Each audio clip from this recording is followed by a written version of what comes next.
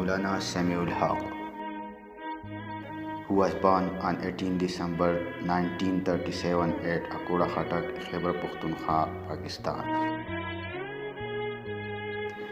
Maulana Sami was the Pakistani religious scholar, senator, chief of political party, and as well as the head of the Darul Uloom Haqqania. He had a great role in Pakistani government.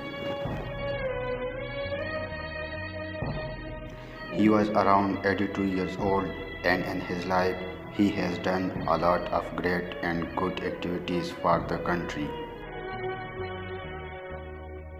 Unfortunately, he was assassinated on 2 November 2018 by unknown persons in his house at Rawalpindi.